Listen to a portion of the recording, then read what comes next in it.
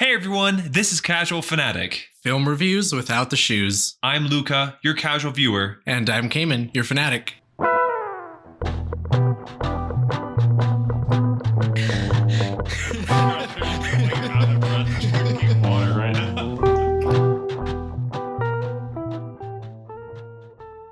Kevin, how are you doing? We probably sound really different again on the mic. Second time recording in person. Yep, second time. Unfortunately, Elena's not with us this time, but No, sad. but she's having a good time. What, doing studying? I guess. I think so. I mean, she's been having fun with her friends. We've seen her going out on bike rides and whatnot. Yeah. It's pretty dope. But yeah, so we are in person again. Cayman is back in Colorado. Maybe one day I'll, come to wherever you live. Yeah. And however, when is that? Wherever you may be. Who knows? But I had a work trip, so had to come here to do some business. Some business. Some business. Wow, this is going to be a very loud podcast. We could turn it down like a little bit, but no, all can't. Right. That's dope. How was your work trip so far? Has it been pretty good? Yeah, pretty good. It was a lot of walking. Yeah. And a lot of writing. You said you hit 15,000 steps yesterday, right? Yeah, and that was on the small store. I didn't even look. True, the big one. Hold on, I can actually check real quick. Damn. Yeah, but apparently his legs weren't sore, only his elbow was. Bro, holding that thing. He was holding a clipboard the whole time, guys. So a lot of work. Yeah, he was lifting the weights of paper. But now you guys are done. How was your day today? Did you have a lot of fun and stuff? Yeah, we went to, I forget what it's called already. Some Meow place. Wolf? No, but I was talking about the breakfast place this morning. The dog water breakfast place. We were going to go to Snooze, but it was fucking packed. Every time Snooze, there's one like literally up the street. Yeah, I saw it while we were driving here. I was like, we should have gone to this one. I know.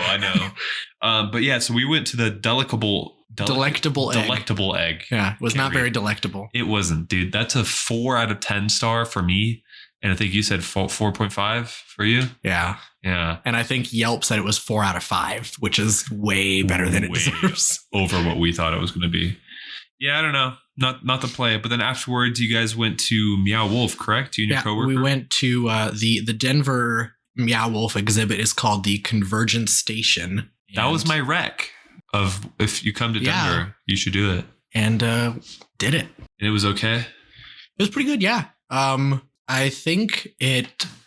I heard some stories from some other people that they had some substance assistance. Yeah. And I think that would definitely improve the experience. It would definitely up it. Every time I've gone personally, I haven't, been on any substance, but, more power to those people that have, because I've been told also by people that have gone on, like, let's say marijuana here, that they've gotten panic attacks being in there with it. Oh, I bet, because there's some trippy rooms in there. There was one where it was literally just like 2 walls and like black and white squiggles. Yep. And you just like stare at it and you're just like, yeah, you're like, whoa, like the whole room's like slowly moving and stuff. Yeah. And then you go into like other rooms and it's like, I don't know, like miniature figures everywhere, or it's like a drum set upside down playing itself. The music room was cool. The music room. There was drums and there was a piano on the wall. And then up on the ceiling, there's like a big skylight that looks like you're staring into space. And it's got xylophone, whatever the little bars are called, all around the circle. Playing. Yeah. So like they're all like animatronic. And they have lights on them. So every time it hits a note, it lights up. Lights up. Yeah. Cool. So if you're listening, that already sounds probably trippy enough. Now imagine being on a substance, going in there and literally being surrounded by this stuff with actors inside the experience that are like talking goobly goo. Yeah. Like, I don't know. Like people in there, they're all wearing weird outfits. There was a girl on the corner of C Street that was like, you could just walk up and describe an animal and she would draw it. Oh, really? Yeah. She was like, how many legs? What does its face look like? She would just like sit there and doodle it for you. Wait, did you get to keep whatever she doodled? I think so. I didn't do it. Oh, you didn't do it. Every time I walked by, there was like 5 people. I was like, I don't want to wait for this. Yeah. There's also like another like a game area where you and whoever you came with can like battle each other and like. Yeah, I saw that. Whatever it was. But yeah, it's a crazy place. It's pretty big. It's like 4 floors, right? Or 3? I think it's 3. It's 3 floors? Yeah. So massive. Big ass floors. but definitely a good time that you go in. For me personally, we went to brunch at that terrible place, and I came back, and while I was waiting for Cayman to finish with Meow Wolf, I was gaming, so I didn't really do much. I had a good Friday. I just really relaxed. How was the rest of your week? Rest of my week was, let me think back. I mean, pretty good. I did do like some design work that I really enjoyed. I was doing some diagrams, which every time I start doing diagrams, it like really makes me happy. And I basically got to spend the end of last week and the beginning of this week doing diagrams. And there's one that I drew up that was like, that I really enjoy. I could see it like as a tattoo on me for sure. Nice. Or like someone else, like part of it. It's like a coffee cup and then like a half clock around the coffee cup. And what was the diagram for? It was basically showing like circulation paths, like a rest break area, a collaboration area, and a lab area. And so those were all diagrams. And then above that was a sun diagram, basically saying that the sun is feeding into all those spaces. And like all the spaces had arrows to each other because they were all connected by like the same pathway. So that's kind of all it showed. It was like, these are the spaces with light coming in and then arrows pointing to all of them saying that they're all intertwined, basically. Yeah. So it was a lot of fun. Good week. Although it's interesting, like sometimes I ask for feedback from, the people I'm working under or for, I should say. And then they don't get back to me in like so long. So I start doing something else. And I did one diagram that I thought was just so freaking insanely cool. But I think it may be a little bit too intricate for people like regular Joes to understand. But it's like really sick. It's like a axonometric drawing of a dumbed down version of our building floor plans and vertical circulation. And it's basically showing the same thing my symbols is, but as a 3D model. It's really fucking cool. And then I have like the program outlined in like different colors and whatnot. So to me, if we look at it with our plans, it would really make sense. You're like, oh, that's what it is. That's how we walk through it. But maybe if you're just looking at it for the first time, it's hard to understand what's going on. But yeah, here we are. All right. Well, besides our fun work and our days and weeks. Oh, by the way, for the audience, we might go play indoor mini golf later today. So that should be fucking lit. I haven't done it yet here in Colorado. So yeah, if we do end up doing that, we'll talk about it on next week's episode. Time for sure. But yeah, so we're going to do that, but let's see, what film are we talking about today? Today, we're talking about the 2022 movie, The Menu. It was directed by Mark Malode, written by Seth Reese and Will Tracy, and stars Ralph Fiennes, Anya Taylor-Joy, and Nicholas Hoult. Okay. Are there any in there that are big actors? All three of the ones I just named are big actors. Okay, cool. What big things do they play in movies or actor? Nicholas Hoult is probably most famous for... He was Beast in the young X-Men movies. Oh yeah, I remember that guy. He's also in the TV series The Great, which I really like. What's that about? The Great? Oh, GREAT or like EAT? Yeah, EAT. Okay. It's about Jennifer Lawrence. No. That's the only woman actress I know. Catherine. It's about Catherine the Great of Russia. Cool. Yeah, but it's a good TV series. It's funny. It's all right. Emotional. It's a lot of stuff happening. Anya Taylor-Joy, also famous. She is in Peaky Blinders. If anyone is into that series, she was in The Northman, which was a pretty big movie recently. Northman. Don't know what that is. Is that like an action movie? It's about Vikings. Oh, I totally watched that. She was in The Queen's Gambit. Okay, I know that one. Yeah. So she's big as well. And then Ralph Fiennes is the oldest of the three, so he's been in a lot more stuff. He was in The King's Man. He was in. He's the follow-up M in the James Bond movies. Yeah. So M is originally played by Judi Dench, and then spoiler alert, her character dies. Oh, sorry guys. You did say it though. So, but Ray Fiennes, his character takes over as the new M after Judi Dench. Yeah. He's in the Lego Movie, apparently. He's in a lot of stuff. I think probably his biggest role, but not necessarily the one you would remember him for, is he plays Voldemort in the Harry Potter movies. Yeah. But obviously so much makeup. So unless you like know who he is. Yeah. There's one part in the movie that we're about to talk about, The Menu, where he said one specific thing at the very end of the movie, and the Voldemort, I mean, it was like straight up the same thing that he would say as the character of Voldemort. Yeah. But yeah. But yeah, how did you feel about The Menu? You know, I watched it twice now. First time was late at night with some other friends, and then this time was like relatively later in the day with Sydney, my girlfriend. And quite honestly, like, I don't know, it was filmed very well, extremely well, and I loved like their shots and I liked the overall plot. But me as like a person, I really don't like horror things or movies that leave you in the end without like substance, like a feeling of like, like that was good, like I feel better, like that kind of stuff. The movies that, like, I don't know, it didn't give me anything that like I could hang on to. Because like I know some German movies, when you watch them, the main character fucking dies at the end. Mm-hmm. But there's a moral to it. There's like a background story. Like he died because he was making the world a better place. So you should be a better human. Right. In this movie, it was like it happens. And then, I don't know, for me personally, at the end, I just kind of felt like, again, it was like a waste of my time.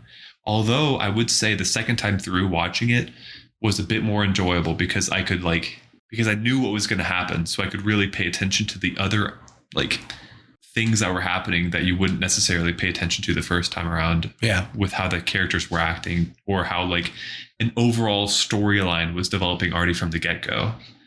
That's just my opinion. But like, you know, out of 10 points, I honestly would rate it probably 7.5. It just wasn't my favorite movie and I wouldn't want to watch it again. Well, maybe I would, but like, it's not with friends. Like, right. I know it was a good movie and I would tell my dad to watch it, but that doesn't necessarily mean that I'm going to enjoy it. I got you. Yeah. What about you? I think this is also a very different experience for me. The first time I watched it and the second time I watched it, the first time it really did feel like you said, it's like more of like feels like a horror movie. Yeah. And like it's billed on IMDb as a horror / thriller. Right. Watching it through the second time, I would call this movie a comedy. Really? I think this is one of the funniest fucking movies I've seen in a while. I can see the comedic aspects to it, but like, I wouldn't. I think it's like interesting. It's like a hardcore satire film. Yeah. I mean, yeah, that's so true. But there was still like that horror aspect to it with how they handled certain situations or all of a sudden something. But happened. I think like the horror element is really just like it's shocking. And I think that's why it was so different the second time, because if you know what's going to happen, then the shock factor is gone. Right. That's true. And so you can pay attention to it a different way. Right. And like the stuff that is horrific the first time is like the actual stuff on screen isn't really that bad. Like there's some blood, but it's not like there's a lot of blood. But there are way gorier movies. That is very true. Like it's not really that bad. There wasn't as much gore, but it was more of like a quiet sense of like, yeah, it was like suspenseful. Yeah. And we can get more into that, I guess, when we give the spoiler warning, but yeah. But also, before we get further into that, I would also like to mention this movie had a budget of an estimated $35 million. Wow. That's it. Yeah. That's impressive. Mm-hmm. So how much did they make though? Or do we not know that because it was on? No, I guess it didn't come out. I think it did come out in theaters for a while. I don't know. Maybe it did. I don't remember it coming out in theaters, but it's on HBO now. But it says here it ended up making almost 80 million. So pretty good. So almost triple. Well, yeah. It was like 30 million, right? 35 million. Oh, 35. Oh, okay. So double. Yeah. And with marketing costs, that's pretty close to even, honestly. But they're also still making money from it being on HBO. That's fair. So I watched it yesterday, so they get more money. I don't know if that's how it works, but yeah, I don't really know how streaming. Bless you. thank you. I don't know how streaming affects everything financially, but yeah, if it's like a one-time payout or if it's like a yearly 500 million people watched it, so you get no idea. a shit ton of money. I don't know. But yeah, we can get more into it in a bit. But first, let's step into the boxing ring. Let's do this. So last time I went first, so this time you go first. All right, I am going to say. See, guys. Now I know he's not cheating because he's in front of me. Good luck, Cayman. Fuck, I'm gonna do even better than before. Oh god. I just actually looked at it before Ricky. You fucking idiot. Walking up the stairs, you're like, oh, I know what to say. Okay, we're good. I'll say when a food. I don't know what to call. There's like a proper name for people like that, but like a person who loves food. Connoisseur. Yeah, I guess. Food connoisseur. A foodie. A foodie. Honestly, yeah. When a foodie and his date. When a Yelpy. And his date go to an exclusive island restaurant renowned for its narrative menu. The guests of the restaurant are in for a surprise. That's a good one. That's what I got. All right. I should just do exactly what you did and then add more to it. I thought about doing that, but I couldn't memorize everything you just said. Let's see here. When I have to do with the foodie thing too.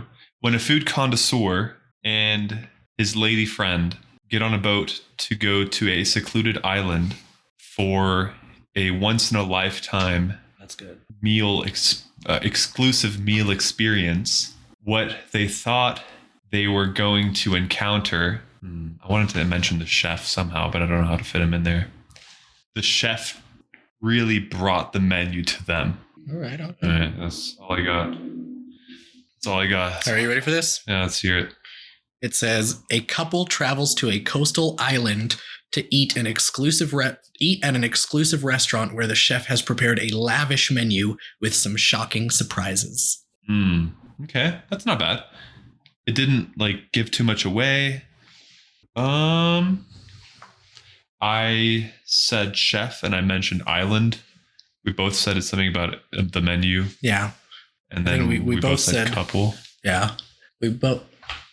Well, we didn't specifically say couple, but we both mentioned the guy and the girl. His lady friend. We both said exclusive island. You mentioned the chef, but I mentioned the surprises. Mm-hmm. You didn't mention the island, did you? Or did you? You did? Okay. I said an island restaurant. Okay. Is there anything that I mentioned that you didn't? I mean, the chef. The chef. I mean, it's kind of a big deal. But you didn't mention the surprises, and I did. That's fair. What did I say about that? You said he brought the menu to them. Yeah, I did say that. I couldn't mention the surprise because you already said it. I was like, fuck, I can't take the whole thing. Okay, well, I mean, I don't know. That's up to you. We can try and do a tiebreaker. That was pretty close. I think we both did a pretty decent job, honestly. Yeah, I agree. What's a good tiebreaker? I'll let you choose this time because I feel like know. Every time I choose it, you're like, well, that's something you would know. How old is the chef? In the story, or how old is Ralph Fiennes? How old is Ralph? Do you know this guy? I don't know his age, no. Okay, good. How old is Ralph Fiennes? That's my tiebreaker. Okay. Or should we do how old is that girl? Anya Taylor-Joy? Yeah, because she's less famous, right? Or is she just as famous? I would say, less famous, but not by much. Okay. Do you want to do him or her? I don't care. Let's do him. Okay. He's more fun. How old is Ralph Fiennes? You go first. I'll say 60. I'm going to say he's around 60. Such a good guess. He's like 65. Right. That's all I could think of. Oh my God. He is exactly 60 years old. He looked it up. I did not. Okay, damn, he's 60. Wow, okay. He was born December 22nd, 1962. Damn, dude. Well, I guess you fucking win again. All right. Cool. I can't believe I got that spot on. That's so stupid. Okay. Alrighty, well, I think it's time for an ad break, and then we're going to get into the spoiler section. Oh, show. Let's do it.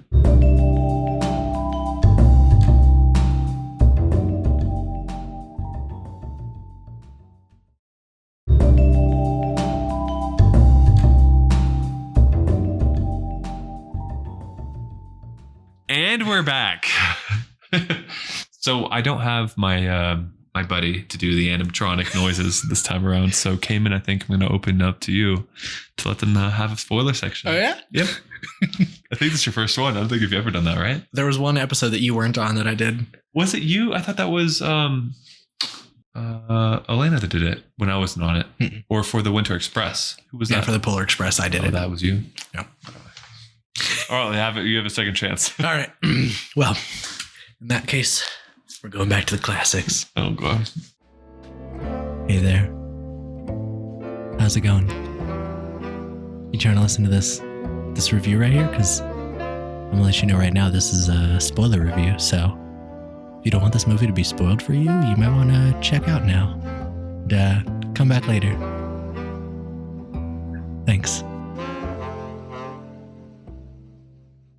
Wow, that was really close to the mic that you can hear like all your crisp syllables. That's good. All right, well, that's the spoiler section opener. Hope everyone, you got your 10 seconds to pause the podcast. Where do you want to start?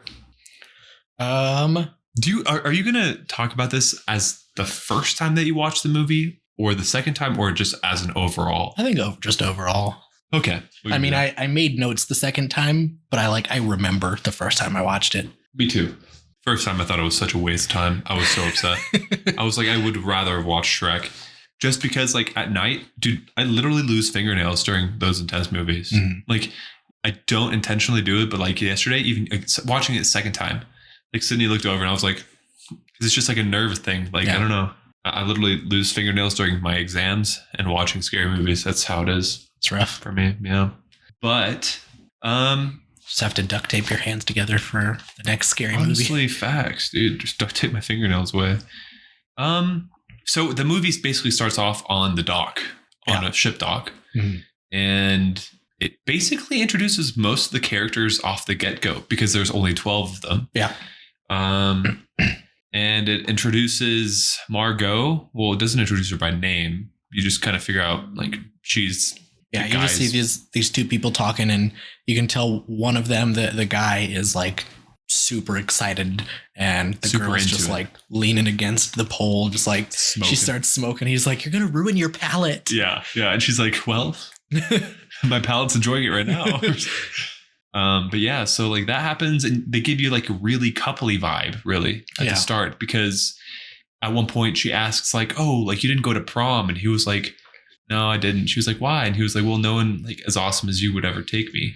Yeah, he's like really flirty with her. Like at the start. Even like through there's a couple parts where he's not, but it's really cringe. For like the first, I want to say like 2 or 3 courses, he's like, "Oh, well, you're the most beautiful person here," or whatever like that. That's true. He does kind of bring it on, which I think like is a good thing for us watching it, because we're out here, we're thinking that they're a couple. Yeah. And it really, really dives down deep into that of like, we love each other kind of thing. And then later on, you fucking find out she like leans her head on his chest at one point and stuff like that. Yeah. Yeah. Yeah. And then later on, you fucking find out that he literally invited her to the slaughterhouse. Yeah. Which is just mind-blowing to me. A high-end escort. Mm-hmm. And so he just hired her to come. Yeah. And there's a lot of like double entendre kind of things like in the beginning of the movie, because she keeps mentioning like, "Oh, well, I don't really care since you're paying and it's your money," and all that stuff. Oh, true. And the first time you're like, it seems as if it's like, "Oh, you're paying for the meal and all of that stuff." But it also could like be referring to the fact that he's paying for her. Right. True. He's paying for her presence to be there. So she's like, "I don't care. You're paying." That's true. Yeah. I mean, yeah. To me and Sydney both, like he's definitely the least liked character out of everyone there. It's that guy. Yeah. And I didn't notice it the first time, but when I was watching again, they mentioned the ticket ticket's a weird word. Yeah, but he said $12.50 per head for that restaurant. And I was like, damn. Same. I was like, what the fuck? And that's when she mentioned like, holy shit, like what? That much? And she was like, well, I guess if you're paying, whatever. Yeah. And then they got on there and like the first thing that you see, it's interesting. Like the beginning, maybe 25, 30 minutes of the movie is like very positive and like it drags you in. You kind of get interested in like the food experience that they're having and like where they're going. Well, and even like before the movie even starts, the opening credits, it like has a very like, it's like a welcoming into the movie. It says like, oh, I think I wrote it down here. Hold on. Yeah, it says Searchlight Pictures invites you to experience the menu. Right. And so they're like just immediately bringing you into this movie as if it's this huge thing. Yeah, massive, like almost like a ball. It kind of reminded me of like the Titanic at the start, where everything is very nice and casual and you're having such a great time, but then the shit happens. And it's like, oh, well, everyone's dead. So kind of goes along that same path. Yeah. But yeah, so like, and then, I mean, here and there at the start, you do kind of have these, you know, questionable moments. Like, I don't remember exactly what I thought the first time around, but like, well, we have flurries outside. It's snowing a little bit. Oh, nice. Like when they're first getting to the boat and they're about to hit the ramp, they like see the other characters that you'll be seeing in the movie or in the, you know, in the restaurant with them. And the first thing that we see is her. She like sees this old guy on the ramp and she's like, oh crap. Like, oh no. And she like tries to hide her face a little bit. Yeah. She like looks away, but that's like all we get. Yeah. And then of course, later on, we find out the full-fledged story of it. But and then there's like a famous like food restaurant reviewer person. And then there's like these three weird guys that are just like jocks. Yeah. They like don't seem like they belong with the rest of the group. Well, I mean, I don't know, man. Those like bankers and whatnot, they're like the frat boys of like the business world. Yeah, but they don't have the same kind of attitude that everyone else has. Like everyone else is like taking it more seriously and they're just like, yeah, whatever. Let's go eat some fancy food. That's true. They're in it for the party kind of aspect. Yeah. Yeah, that's fair. And then there's a movie star. Right. That guy with his girlfriend. I don't think it's his girlfriend. I think it's like his agent or something like that. Oh, you think so? Yeah. I thought they were together. Because she keeps talking about like his properties. Like, I thought like leaving, and she already like set up an interview with Sony or something like that. Like she was trying to like work for someone else. Interesting. Oh, I took it like completely different. I took it as in like she's like just trying to break up with him because of like I don't know what. Yeah. And she's like giving him his keys back for all his properties, and she's like in this property that no one knows of. Yeah, I think I just took that as like she's just like his personal assistant or something like that. That could be. Maybe she's Because she was like, at the end she's like, I've been stealing money from you, and he's like, I know. And she says, I know you know. yeah. So it's like, what the fuck? Yeah. But yeah, when they get to the island, they go on this like big tour of everything, and I feel like that the same as like the opening credits and stuff, all of this stuff just like sort of serves to draw you into this high-end food experience where they're like walking around and they're like, oh, look at their fishing for scallops that you're going to be eating tonight, and they have this old school fisherman out there in like a wood boat, and like, they have fishing. Like they said their smokehouse is in the Nordic style, and I was like, what the fuck does that mean in the Nordic style? Maybe it's like a certain way that the air rotates in the building, and then I don't know, wouldn't whatever. But yeah, no, I agree. Like amazing shots. Yeah, and they keep having like these like high definition like close up nature shots of like birds and butterflies and all this shit. Yeah, I wrote down. I was like super colorful, fresh. Like it gives you like a super fresh feel. Yeah, and then animal life. Yeah, and just like amazing shots. But before that all happened, when they exited the boat, that's when we were introduced to the main hostess. Yes, Elsa, Asian lady. And that's also when we find out that Margot is new, because when they go to check in, she is expecting a different girl to be with him. Right. And when she was expecting that, you could tell that the lady didn't approve of her being there. You could tell that kind of like he was like, her. Oh no, this is Margot. And then you see Elsa like gives him an eye because I think she knows what he knows. Yeah. And so she's like, dude. Yeah. So basically that happens. And then like while they are walking away, Margot like looks back at the boat as it was leaving. And it kind of like gives you, again, like one of these like weird eerie vibes of like, that is the, like, now you're stuck on this island. And you could tell that she kind of felt uncomfortable with the whole thing, with her not being the main person that was supposed to be there, with the way that she was treated by the hostess, and with the boat leaving. That's kind of how it's like the weird parts kind of slip in, but then it goes into like those beautiful nature shots and you kind of forget about that. Yeah. And then there's like classical music playing the whole time. Yeah, yeah. And then when they get into the restaurant, there's like all these close-up shots of all the sous chefs, like very delicately, putting everything like, and everything just looks so beautiful. Yeah, and just like it really pulls you in. It does. Yeah, you're like, this is kind of fucking cool. Yeah, like $1,200, maybe that's a reason for that, right?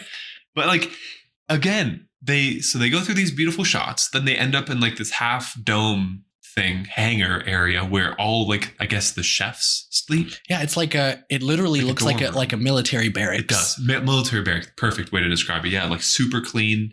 And they're like, we live as a family. And there's like, it's just like a row of beds. There's like toilets at the end and everything's just open. Yeah, yeah. So they see that and you could tell like kind of weird. Yeah. Kind of like, yeah. Then they keep walking and then they see like this weird old wooden house. Yeah, it's like almost like a cabin. Yeah. And they're like, who lives there? Well, that guy asks, who lives there? And then she's like, that's the chef's house. And he's like, well, can we see that? And they were like, what did she say? She was like, no one goes into the chef's house. Yeah. And he was like, oh, okay. And so then they go to the restaurant. And I mean, I think the architecture of the restaurant was very beautiful. It was. With the like single pivoting door, massive like double pivot or single pivot, but like it pivots in the middle. Right. That opens it flush open and really fucking cool. This is just like a taste, like a personal taste thing, but I don't like doors like that. I mean, yeah. But it looks cool. It looks really cool. I agree. I wouldn't put it on my own fucking house that I would design. But no, yeah. It looks really cool, I would say. It did give like, it elevated the restaurant a bit. Yeah. I don't know. Like this big fucking thing swinging open. They all walk in there. And again, this like all these great fun shots are happening with great music. Or like at least upbeat music. And then the door starts swinging closed and Margot looks back and she's like, boom, bam, there it is. Yeah, she's like very feeling. Like off about everything from the beginning. Yeah. And even like when they're on the boat and because they get like not even an appetizer, but just like, oh, before you get to the island, here's a special gift from the chef. And it's like this like a clam. Yeah. With some balls on it. Some balls on it. What's oyster. That's what it is. Oh, oyster. Yeah, they do get an oyster. But it's like an oyster with, I think, like some caviar or something on top. There's like some little, they look like caviar, but I don't know. No clue. But they slurp it down and Tyler, the guy, is like, yeah. And then Margot is like, I'd rather just have the oyster. Facts. Yeah. And yeah, I don't know. Like she's very aware. Yeah. She's just real. She's just like not into all the fluff. Mm-hmm. Yeah. She's just OG, just like, yeah, cool, whatever. Yeah. Next. Go next. Right. Please. GG's. Yeah. I mean, but then like when they went in there, the door closed, she's just like so aware and everyone else is just like, oh, this is and great. I love it. Even when they're on the tour, she says they've reached the base camp of Mount Bullshit. Yeah. And everyone's eating it up. Like fucking, yeah. And then you can tell how and I like you were saying earlier, how Tyler is like the worst character. Mm-hmm. Even when they go inside the restaurant and he immediately goes up to that guy and he's like, oh, did you use a whatever to do that? And he's like, oh, yes, I did. You're very smart, Tyler. And he's like, oh, you know my name? And he's like, oh, we know everyone. And then he gets back to the table. Margot's like, why didn't you ask his name? And he's like, well, you know, as if it's like he's not important because he's just like the staff. He's just some guy up there. Right. You know, whatever. Yeah. So it kind of like gives like a whole pan of the area. And I think it was interesting because like I never quite, well, I mean, I understand it, but I never quite understand why his mom was in there solo in the corner. Like the old lady. Yeah. Like hunched over in like the single table just being fed alcohol the whole night. She was basically by the end of the movie, she was straight passed out. She was just on the table. Yeah. Yeah. Which, I mean, good for her because she. Right. Yeah. But I mean, that kind of threw me off. I feel like that old lady just in the corner, I could have done without her. Really? I mean, I guess it added a little bit more depth to the chef himself. Yeah. But at I think the it same was time, mainly for his benefit. Yeah. Yeah. like there's so many shots of him like going over to his mother, like whispering in her ear. Mm-hmm. You just don't know what he's saying. Yeah. You don't see any reactions from his mom either. Besides that one, true.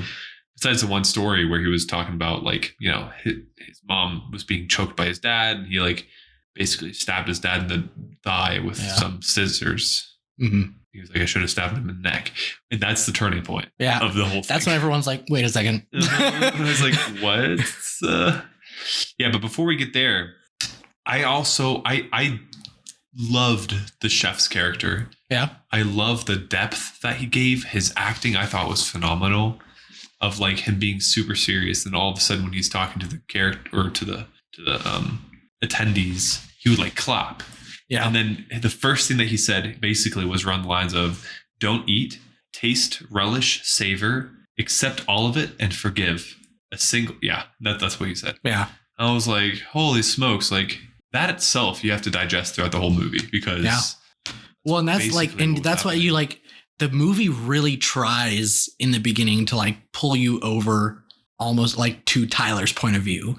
Like he's like all in this experience and he's like, oh my gosh. And he like starts crying when the chef is talking. He and cries after he says that. Right. Yeah. And like, I feel like, and especially the movie is trying to take the audience and like push them into Tyler's corner.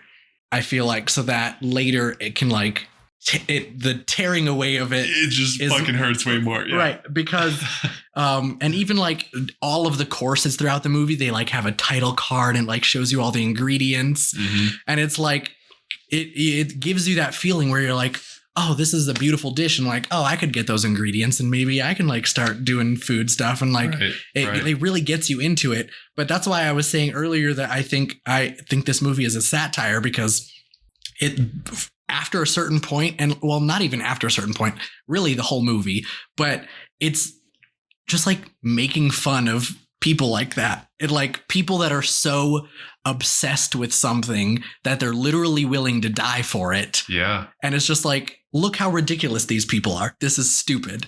And that's throughout the whole movie. That's true. That's true. And like all the dishes that they brought out. Yeah. It started off like making sense. Yeah, like the slowly got like the oyster is like that's a normal thing, but then like after a while it's like they push it to the boundary of believability, because it's like something that you could like someone would probably spend money for that, but at the same time it's stupid as fuck.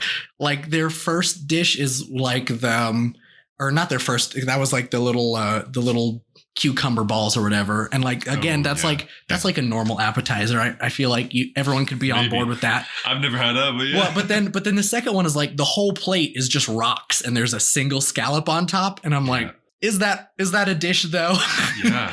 But it's like it feels just barely real enough that someone would order something that stupid. Yeah, I mean the way they presented that single oyster, right? It was beautiful. And then the one after that, the breadless bread plate is like they're just like ingredients. Yeah, it's like they're seeing how stupid they can make these plates before the audience catches on that they're stupid. That it's just dumb. Yeah. Yeah. And I think it was that dish though. It was the ingredients dish where some of them, those three jocks really. And they had like give them a card and they're like, the bread you're not eating today was baked by our blah, blah, blah and sourced from organic wheat from so-and-so. Yeah. Yeah. The whole movie is just kind of like that. Yeah. And having paid $1,250 for it, they aren't upset enough. The people really. And that's why, and I like Margot's there to like bring you a little bit back to center, because she's like, no, they're ripping you off. Yeah. You can't just give us sauce. We need actual bread. Yeah. And she even said to Tyler, she was like, they're literally calling you an idiot. Yeah. Like, and that's what the movie is doing. That's exactly everyone in that restaurant except for Margot is an idiot. Yeah. Very true. Yeah. And then right with the I think what really like when it starts getting into the like proper, I don't know, I feel like this movie at times is so funny without ever really like making a joke.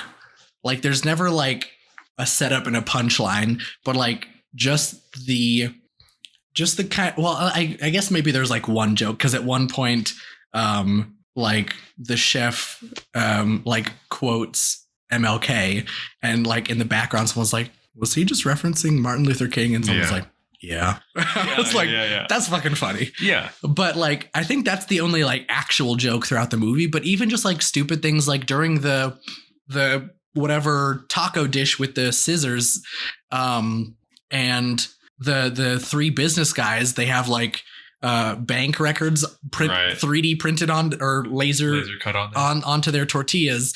And he brings Elsa over. He's like, excuse me, what are these? And she goes, those are tortillas. She says like 2-3 times. Just like that fucking cracked me up. It did for me too. Like at least both times for sure. Because the way she said it, she's like, "Are you an idiot?" Right. Like those are tortillas. Tortillas. She's like, "No." They're like, "No, what's on there?" She's like, "Oh, well, those are your bank records." Yeah. Like so, like matter of fact. Yeah.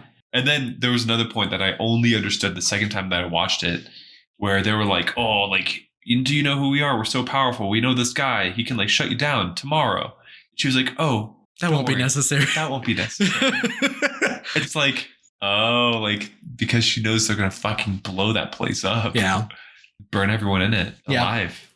But honestly, like the only great part about Tyler, the idiot guy, for me was at the start where he was basically explaining why like he's such a fan of Chef because of like the scallops, and like he put it into like all these like what did he say? I forgot exactly what he said, but he basically explained why fine dining is so special and how it is a different form of living. He said musicians and athletes are meaningless.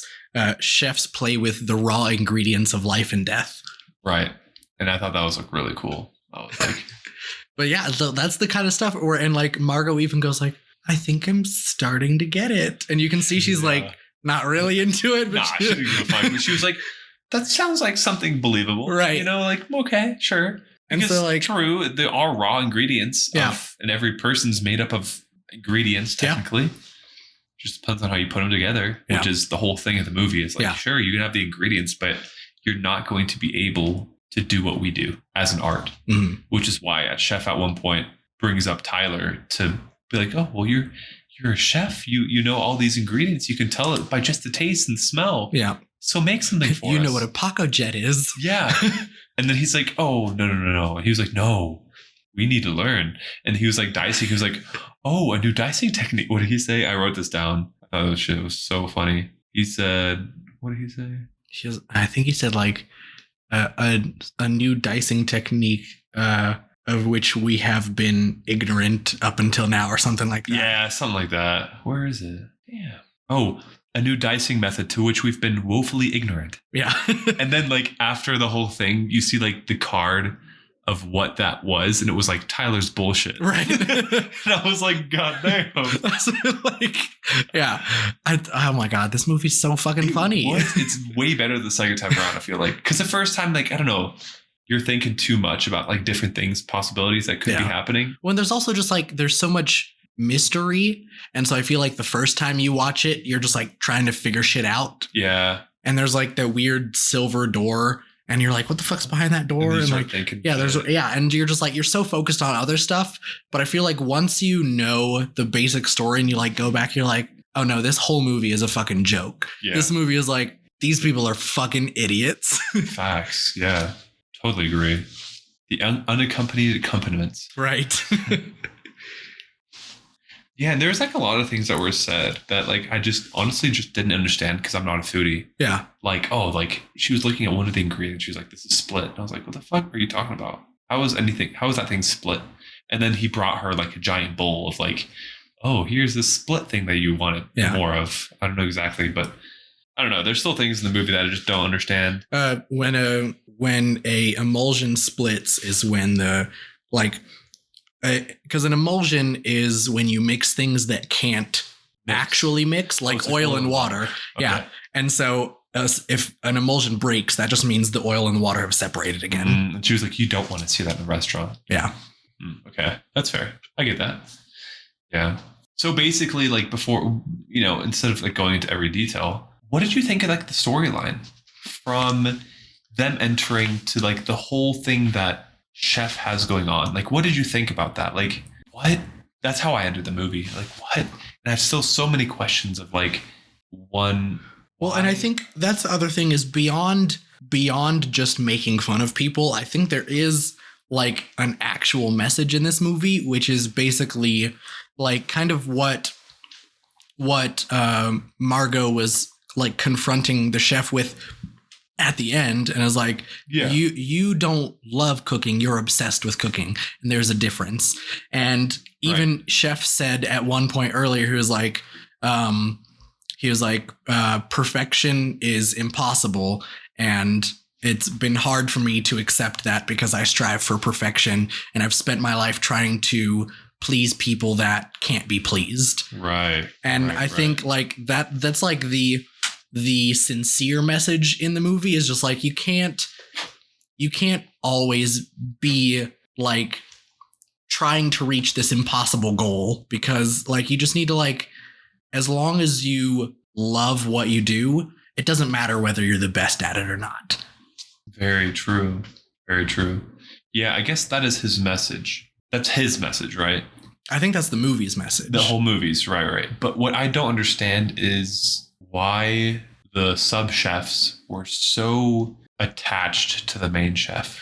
That was something that it kind of threw me off the first time I watched it. And I don't know. I think it just leaves like a weird taste in my mouth. It does. And I hadn't thought about it. And I have a trivia fact about this later that might clear it up a little, but It's also something that like both times I watched it, I was like, I don't know. I feel like, cause like I was saying earlier, I feel like a lot of this movie, like it dances on the line of believable and not believable. And for me, when I was watching it, the fact there were so many people like just doing whatever the chef says, that was like almost a little bit too unbelievable to me. I mean, they even like he was a god, like the Coast Guard guy. I was like, how the fuck did they get him in? That was another whole question. Like, what the fuck? She like raided this guy. He came with a National Guard's boat. Mm. He walked in there, and then this whole thing. And again, he just like lit a candle with his fake gun. Yeah, like a lighter gun. I was just like, what the fuck's going on here? Like, how did they plan that prior to it happening? There was. I don't know if I actually put this in our trivia. Hold on, let me check real quick before I start saying stuff. But okay, I don't have it, so I'll talk about it here. But I saw something else where it was talking about like, and this is something that like you have to have some knowledge to be able to pick up on. But the radio that she calls out on is like, there's apparently like two kinds of radios, and the radio that she saw was a CB radio. Uh-huh. But I don't know what the other kind was, but it was something that's not a CB. Yeah, and it was saying like she did use the correct like frequency that would normally be an emergency call, but CB radios don't have the same range that whatever the other kind of radio is. Yeah. And so because it's not the right kind of radio, she wouldn't realistically be able to get in touch with the actual Coast Guard, which means she wasn't actually making an emergency call. She was just like it had all been set up previously, where like she just connected to that one guy's radio, and it's like, but there's no way they would have known that, because like unless the chef predicted that she was going to kill that hostess and then take her chain and open the silver door. I think it's just like, obviously they knew they were going to trap 12 people on the island, so they're like, if someone manages to get to this radio, then we can like fake them out and stuff like that. I don't know. Yeah, I don't know, but that was like a really good juke out. But yeah, like, that was super weird. I was like, what the fuck is going on here? And then I was expecting it to go the other way, where he was like, he was a serious Coast Guard member, and then all of a sudden they just like killed. Fucking murder him. Yeah. That's kind of what I would have rather wanted it to be, honestly. I mean, granted, it was a really cool shift. The fact that all of a sudden he just lit a candle, he goes up to the chef, says, you did a great job, thank you, gets a chef coat and goes like working in the back or something. I don't know exactly where he went, but I don't know either. Interesting that happened. Another like big question that I have is the chef himself and the way that he chose the people. Because like for the actor, right, he was like, oh, I watched that movie and every time I see your face, it just gives me the irks. Yep. And then the chick, he was like, did you go to college? She was like, yeah. He was like, did you have student loans? She said, no. He was like, you're dying. I was like, what? Well, I think it seemed like he had vendettas for at least one person at each table, and then the other person was just like, sorry, is what it is. You think so? Yeah. So I think it was like he was like, I'm mad at you for that movie, and then the other girl was like, what about me? And he's like, sorry, you're dying because he brought you. Well, he said like, oh, you didn't have student loans, so you're dying. That's what he said. I think it was just like literally like matter of fact. He was like, what college did you go to? And she told him. He was like, did you have student loans? And she goes, no. And he goes, yep, you're dying. Yeah. But I don't think he was saying she's dying because of any of that other stuff. It was just like, oh, sorry, you have a good life, but you're still gonna die. That's fucking crazy. I mean, that's just like next level. The other people there, I kind of understand, because that was even the same thing with Margot initially. Is like she literally had nothing to do with it, and then even when she goes up in the beginning, and he's like, "You're not supposed to be here," and she's like, "Well, can I leave?" And he's like, absolutely not. You're still gonna die. Yeah. So like it doesn't. I think it doesn't matter who the guest is as long as the initial person is there. Yeah, I mean, I guess, but it just still does not match like his persona of being so calculated with everything. You know what I'm saying? Like everything up to even like Tyler going in there and cooking and but he even said that wasn't initially part of the menu. True, but like he made that part of the thing, and then like letting the guys go and running to make them feel like the women do. You know, like that's like a whole like what? But I think that's another part that I thought was like the same way that the first few meals like are kind of treated seriously. Yeah, I feel like when Chef is going through the reasons that he wants people dead, it like kind of starts off on a more serious note, and then it just gets more and more ridiculous. Like the first one is the critic, and he's like, you've ruined a bunch of livelihoods because you rated these restaurants badly, and now all those people have lost their jobs. And it's like, okay, that's like a genuine thing to be upset about. Makes sense. And the person that she was with was the initiator. Right. And then he goes on to the like owner person. I don't remember what his name is, but those three guys are like, you don't own this restaurant. That other guy does. And he's like, well, now I own him. And he's like hanging outside the window. And the reason he kills that guy. Suit. Yeah. Well, because he's an angel investor. So weird.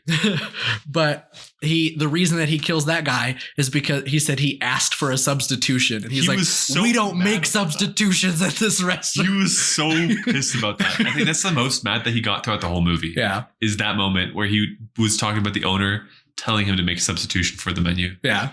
Like next level of like, holy shit, like this guy's fucking crazy. And so that's one of those things where I'm like, okay, like that's kind of silly. And then, like you said, he goes on to the actor and he's like, I didn't like your movie.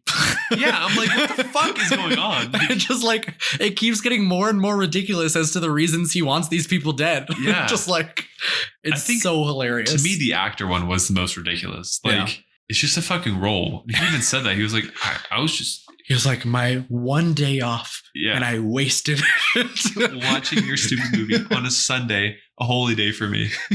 I was like, what in the world is going on here? But I mean, it is what it is. And at one point he did mention he was like talking to the group. He was like, why didn't you try to break out? No. Why didn't you try harder? You could have. I like that when they did the guys running away thing, they like had the little egg for the last person. They were like, here you go. Yeah. And again, how the fuck did they find that guy in the chicken coop? What?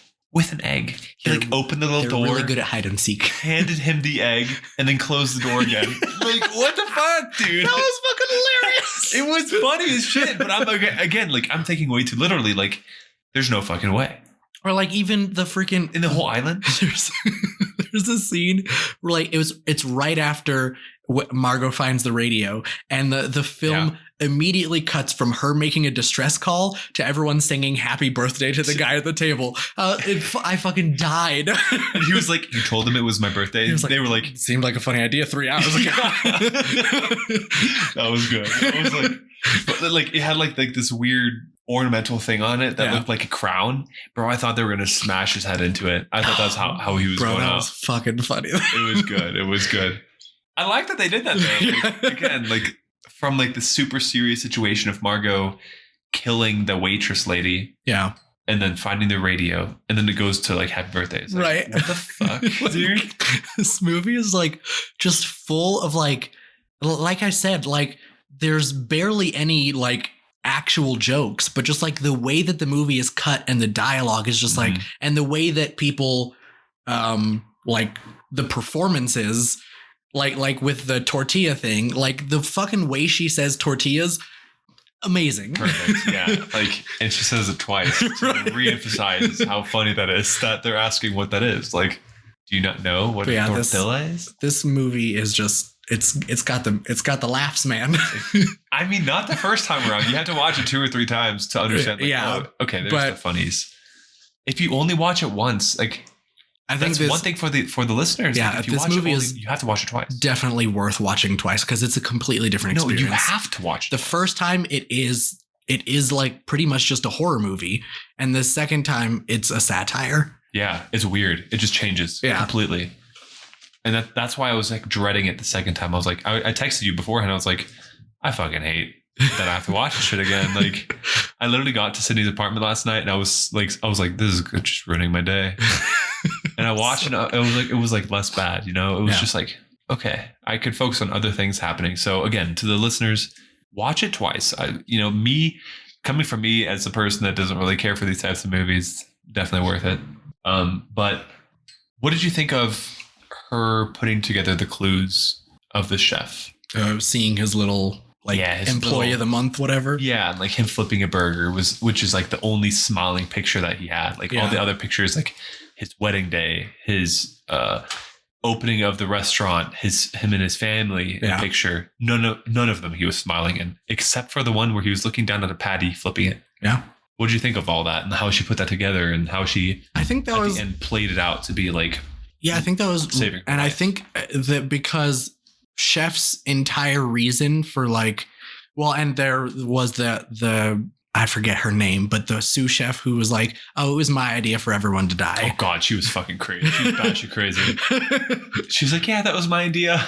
I wanted to put everything together in like a big, good ending. But like, what the fuck is wrong with you? But the chef had said that he just he lost his passion for cooking. Mm-hmm. And so that's why he's like okay with everyone dying, because he's like, I'm tired of he's tired of he separates everyone into the givers and takers. And he's like, I'm tired of giving to people who all they do is take. And I'm not getting anything from it anymore. And at that point, why do you keep going? Right. It's like, just quit.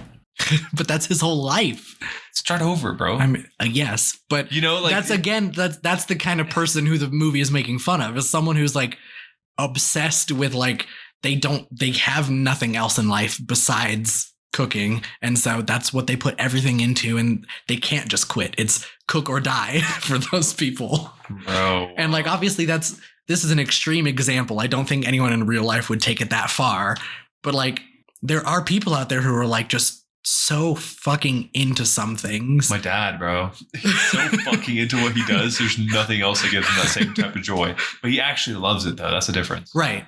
Like, he's not doing it just because that's the only thing he knows. It's like he actually enjoys what he's doing. But he's one of those people for sure. But yeah, I think because she was able to bring him back to a state of mind where he actually enjoyed cooking again, at least for a split second, at least for a little bit. That's why he let her go, because you could see his mouth kind of grinning when he was when she goes back. I want a cheeseburger, and he was like, yeah. His lips started twitching up. He was like, I can make you a cheeseburger. I can make you the first cheeseburger that you've ever tasted. It's the best thing ever. I love that he brought it out on a ceramic plate that looked like a bent paper plate. Yeah.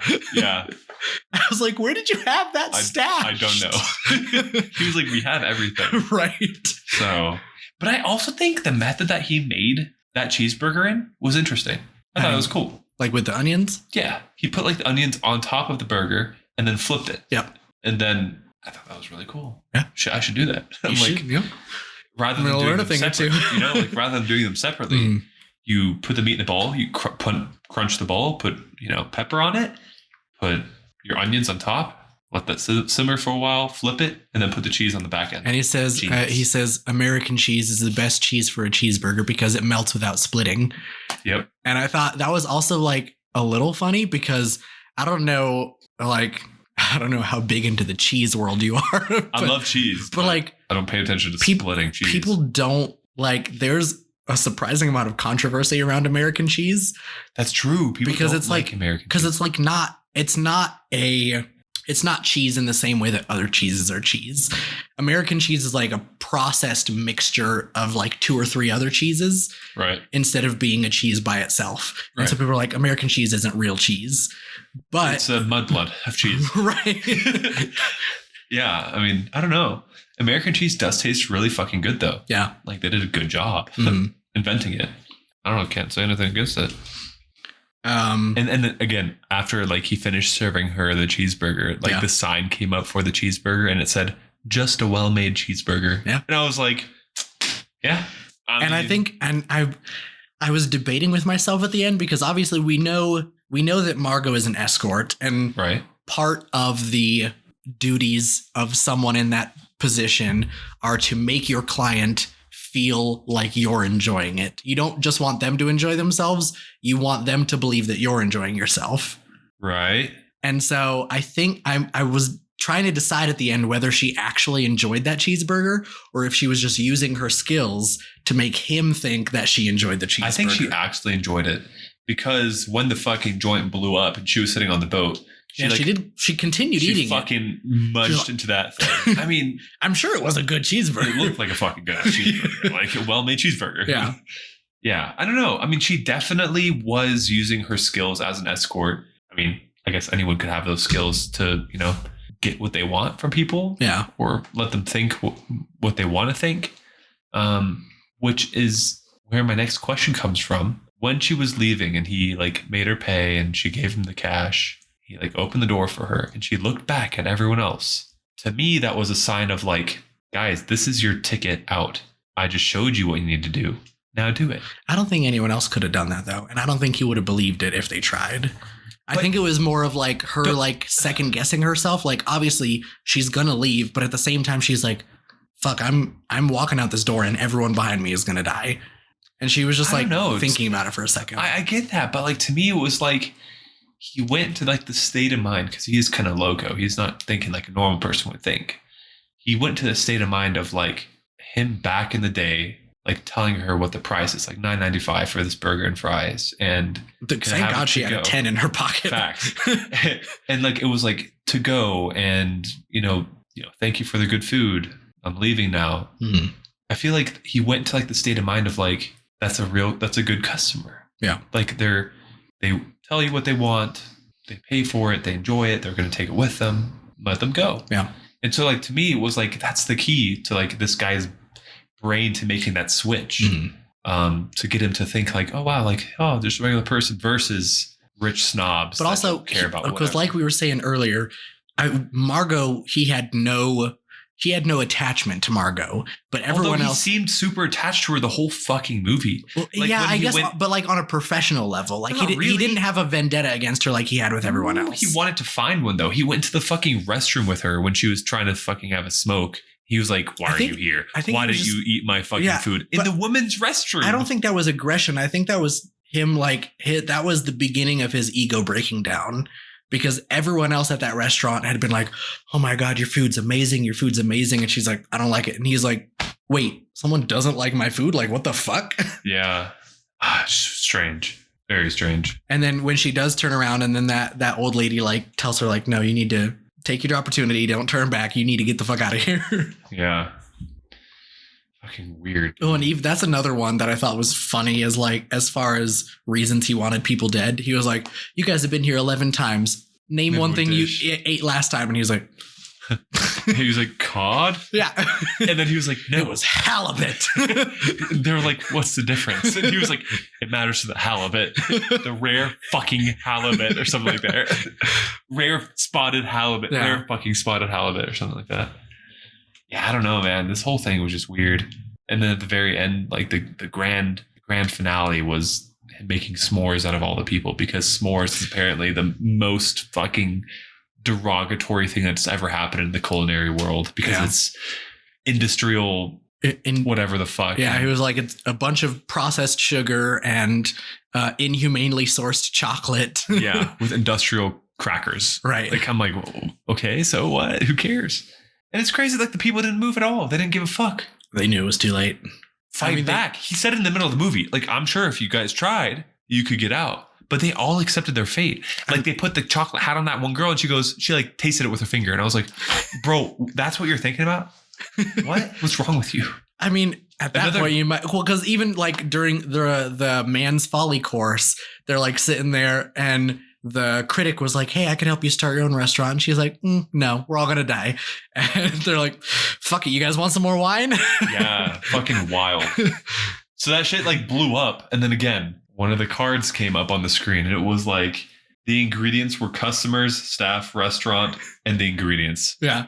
And I was like, what? It said chocolate marshmallow graham crackers, staff, customers, restaurant. Yeah. Fucking weird. Yeah. And I mean, just even before that, he was talking about at one point, like putting his hand above the flame of the candle. And he was like, oh, I can pick up a hot iron skillet. Palmed that coal. He did. Yeah. And he palmed the fucking coal and just tossed on the floor and lit the fucking place up. Yeah. I don't know, man. Kind of an empty ending to me.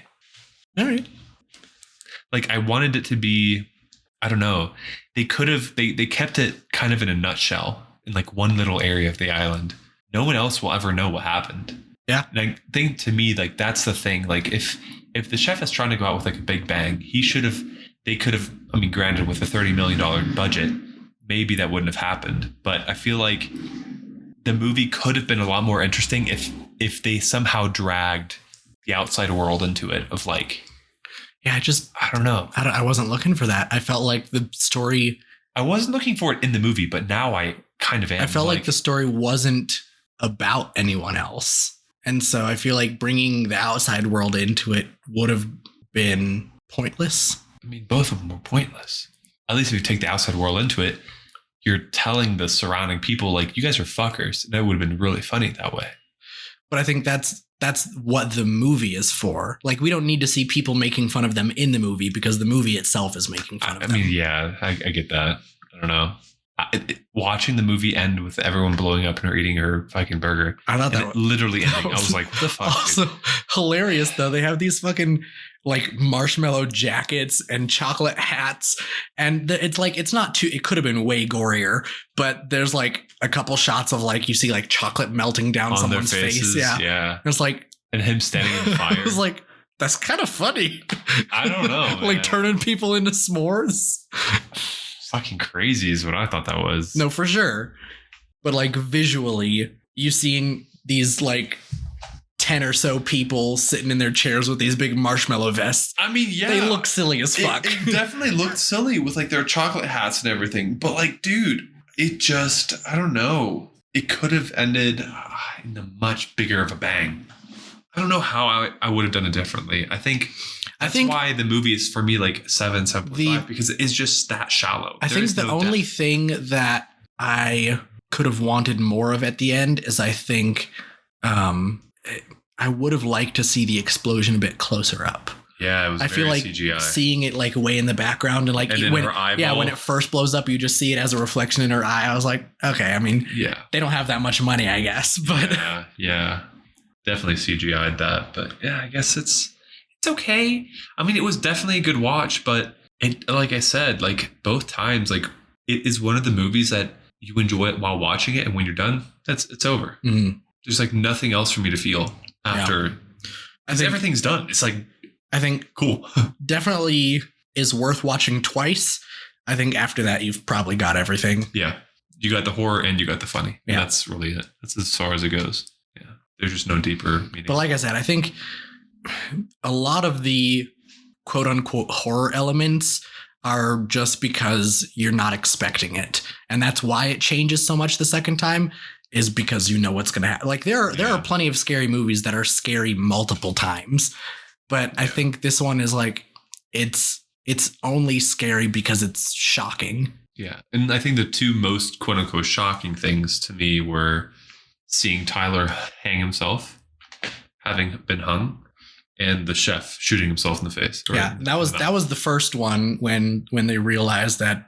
And the vanity of, because after I just went from 0 to that. Yeah, the guy immediately, and you can see he's like crying while he's standing there, blows his brains out, and then they try to escape and they cut off the dude's finger. Yeah, and they hand his wife the ring finger because he cheated on her. Yeah, with the lady that's in there. And then after all of this shit is going on, the food critic is like, I think all of this is for us. Like, she thinks everyone is faking it.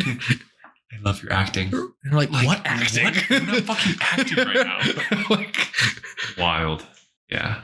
Overall, I mean, 2 times good. Yeah. After, toast it. I think it's I mean, there are a lot of great movie for 30 minutes. There are a lot of movies that you don't have to watch more than once. Like, I don't know. I mean, it's obviously, I think it's nice when a movie is rewatchable, but even like, well, I think this is interesting because you watch it the first time compared to other movies, right? Yeah.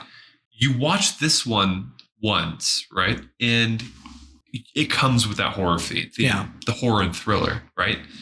You watch it again and you don't feel that anymore because you know what's happening. So it's something completely different. With other movies, you're still like, let's say Avengers. You watch Avengers once, you watch Avengers again. It's still the Avengers doing what they're doing.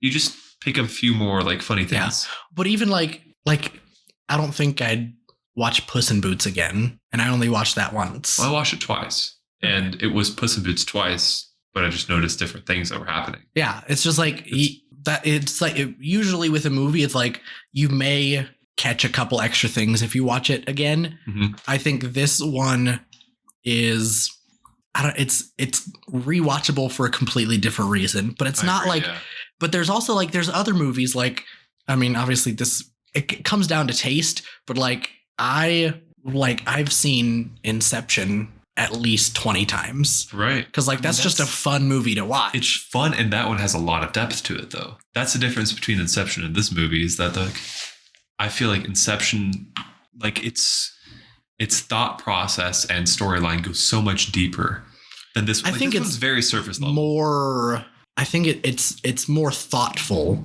Yeah, this one's more blunt. It's just like, yeah, this is what's happening. Let me tell you that this is happening. And then after it ends, it's done. Yeah. And with Inception, it's like... But it doesn't necessarily even have to, because like I've seen the first Pirates of the Caribbean movie.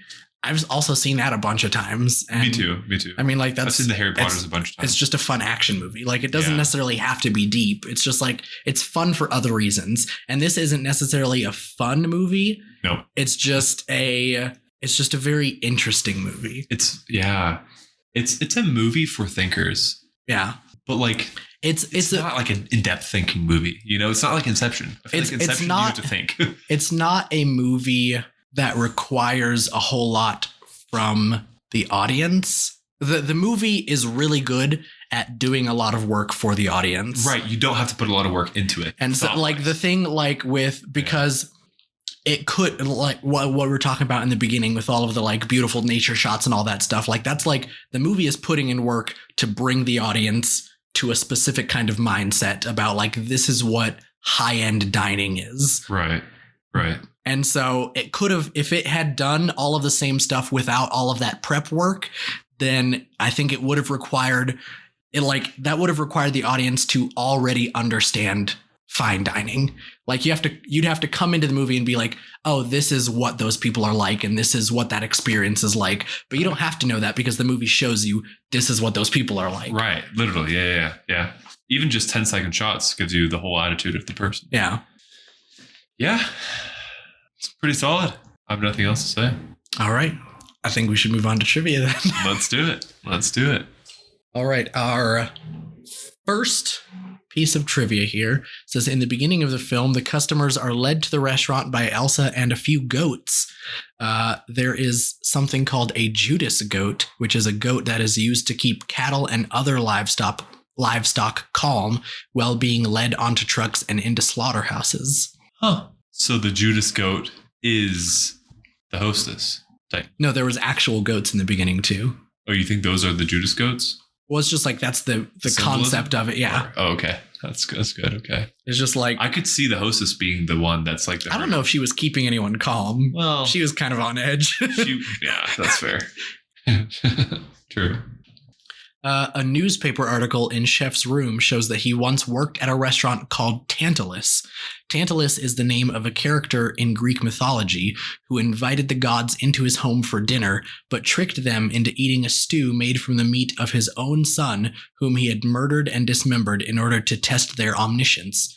When the gods realized what he had done, they cursed Tantalus to stand in a shallow pool of water under a fruit tree. Anytime he would raise his hand for the fruit, the tree branches would rise beyond his reach, and anytime he would bend down to drink the water, it would recede.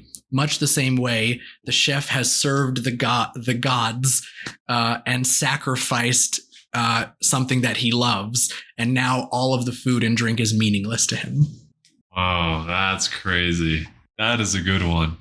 That made me think, like, just a fun thought experiment. If you're laying in water that's like drinkable water, potable water, if you're laying in it but you can't drink it, do you think at one point your skin would start absorbing the water and nourishing your body with that water? I don't think it would. You would definitely absorb some water, but not enough to keep you hydrated. Okay. Yeah, that's a cool fact. The 7 deadly sins are covered by everyone in the restaurant.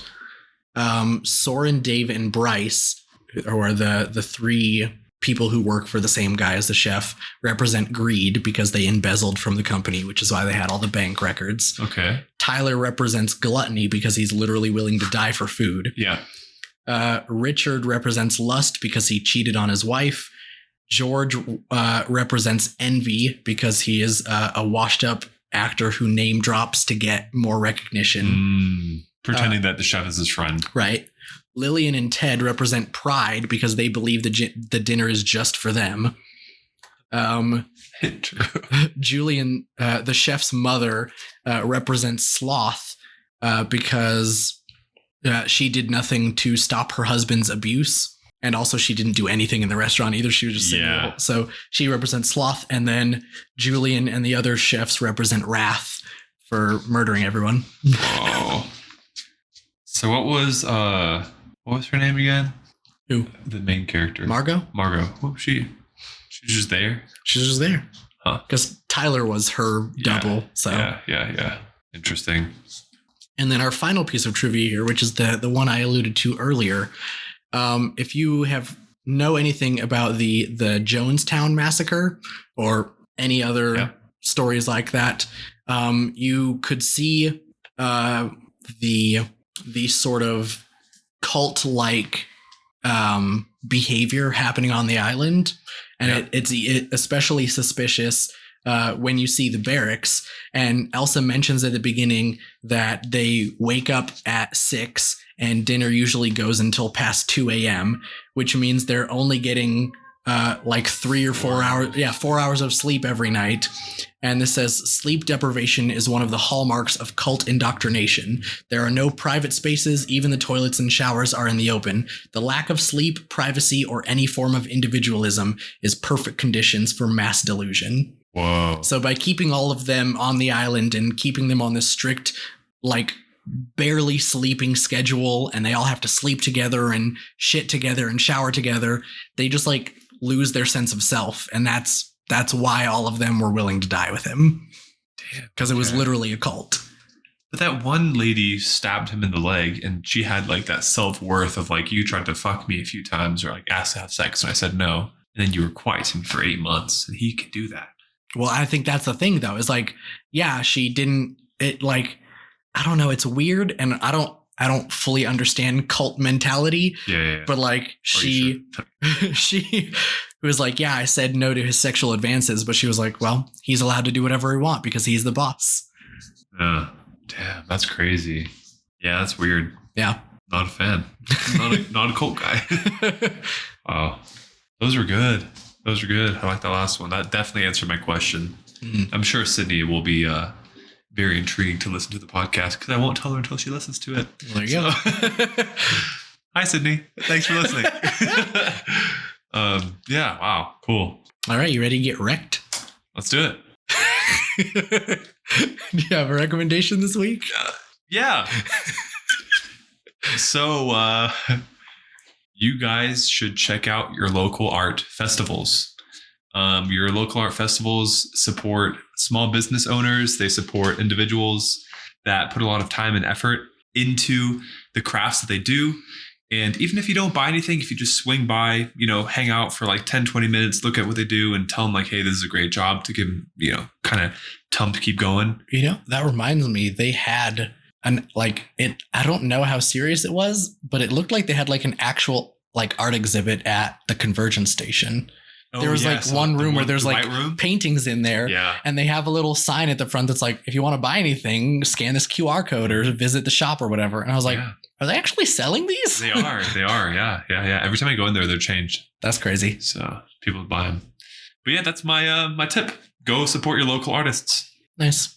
And it's a great date idea. Or if you're bored like we are, we can go to an art thing today. I am going to recommend mini golf. Oh my God. That was what I was trying to think of. I was like, that's too fucking on the nose. Nope. If you have a mini golf place near you, go play some mini golf. It's great. You won't feel as shitty when you miss, because mini golf is a lot more forgiving than like full golf. For many people with mini skills. Right. You don't have to hit the ball as hard. You don't have to like follow through with your swings or have the perfect knee position or anything like that. Facts. You just hit the fucking ball. Yeah. Have a good time. Way more chill. Yeah. That's a good one. I don't know how you came up with it, but solid. Anyway, for our listeners, please be sure to subscribe to the podcast and leave us a review. Tell your friends and family about us. Follow us on Twitter and Instagram at CashFanPod. If you want to send us a message, you can do so on either of those platforms, or you can send an email to casualfanaticpodcast@gmail.com. Links for all of those are in the description. Luca, what kind of messages can they send us? You guys can send us anything from advice to what you loved in the podcast, or things that you could see us doing a little bit better. Critical feedback, we always accept. Let us know if there's a movie or a show or even an episode of anything that you would want us to review. Yeah, we're open to doing TV stuff. For sure. Yeah, so send us whatever you'd like. Definitely let other people know about our podcast, and let us know if you ever try out one of our recs, because that'd be fun for us to know. All right. Well, this has been Casual Fanatic. Thanks for listening. Thanks for listening.